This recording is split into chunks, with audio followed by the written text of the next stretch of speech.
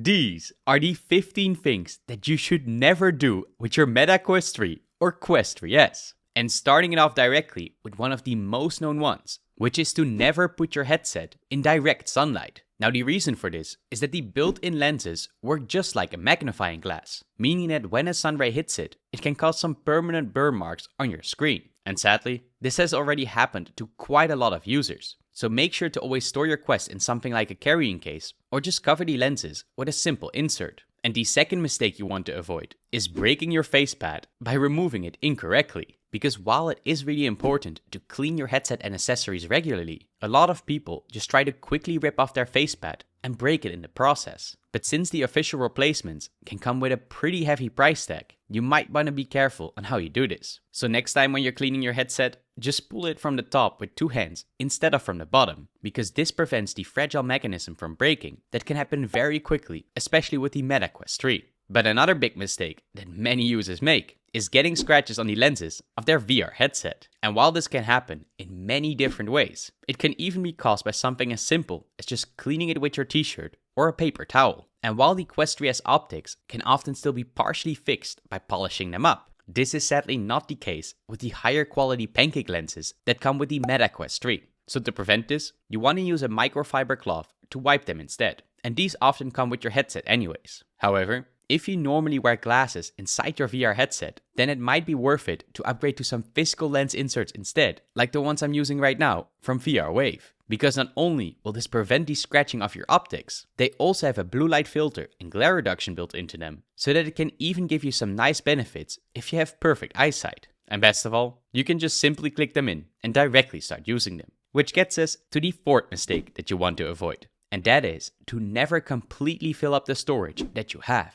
Because while it is tempting to install all the games of your library and every free title that you can find, you will then quickly run into some other problems, like your apps not starting up properly, or having some big performance issues that drop your frames. And of course, you will often then also not be able to install updates for both your Quest software as well as your VR titles. So make sure to keep an eye out on your settings on how much storage you have left, or maybe even delete some applications that you're no longer using. And the fifth mistake that you don't want to make is using a Bluetooth headset or earphones. Because when you do this, you will instantly notice that the latency is pretty bad between your gameplay and when you actually hear what happens. So in that case, stick either to the built-in speakers or use your trusty wired headphones that you might have laying around somewhere. And if you really need to go wireless, then check for the ones that have a small dongle adapter and that are specifically made for headsets like the Meta Quest 3. But by far, one of the most annoying things that can happen is that when you're fully immersed in virtual reality and then your controllers are out of battery. And while nowadays some titles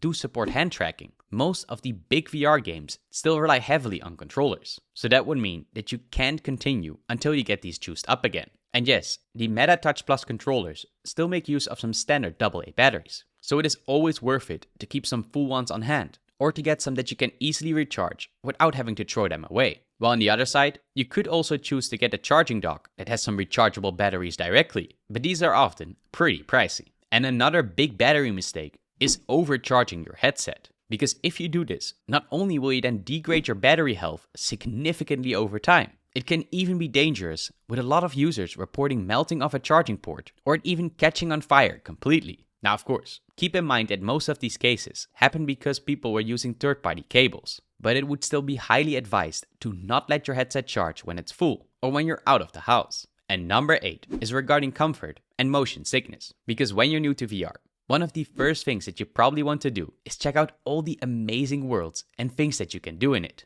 However, a lot of the popular experiences can be pretty intense and result in some heavy nausea. So if that's the case for you, then it is best to just take a small break and let it pass before you jump back into it. And in general, it would also be best to start with some more chill experiences first, so that you get used to virtual reality. Luckily, you can actually see the comfort rating of each game on the Meta store page, and this can go from comfortable to moderate or even intense. So make sure to try what is best for you. And as a little bonus tip, putting a fan in front of you while you're playing can help a lot with your motion sickness, as well as keeping the right orientation inside virtual reality. Which also brings us directly to the next point, and that is your boundary setup. because once you are fully immersed in VR, new players often forget their surroundings, which can lead to punching a TV or even the people that are in your way. So make sure that you always set up your Guardian system properly, especially in those places that are close to furniture or a wall. But if you have a very small space, then an alternative could be to get something like a Cat VR treadmill that can let you run, crouch, or even jump without any limitation. And the cool thing is that for those hardcore users, they even have options like haptic feedback or a vehicle hub.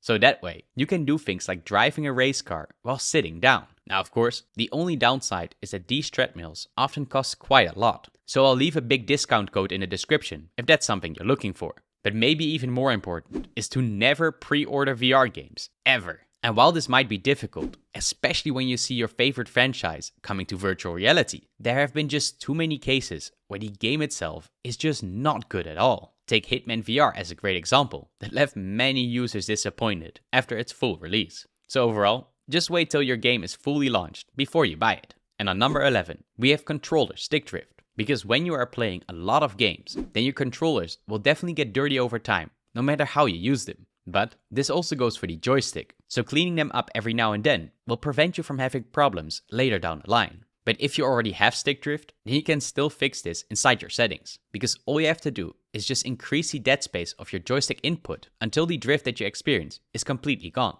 And in that way, it will function again as good as new. But when it comes to the tracking though, you also want to make sure that you don't play in a dark room. Now not only will you quickly get a notification that asks you to turn on the lights, but your tracking will also be a lot less accurate for anything you do. So keep those lights on when possible. But an often forgotten point is number 13, and that is to turn off your headset completely when you're not using it. And while this might sound like a minor detail, a lot of people, and myself included, often keep our electronics in sleeping mode or basically permanently on in some way or form. But besides the battery percentage being lower once you want to start it up next time, your headset will also start to show some slowdown after a while of doing this. Luckily, one quick reboot will completely reset this. But that gets us to one of the most overlooked things of all, and that is not using the quality of the Quest to its full potential. Because right out of the box, Meta doesn't directly give the user the entire power that the Quest 3 or Quest 3S are capable of. So to get that, you can use an application like the Quest Game Optimizer that lets you increase the quality output of your screen, as well as the full power of the Snapdragon XR2 Generation 2 chip. However, setting this up is not that straightforward, so I'll leave a guide on how to do this in the description below.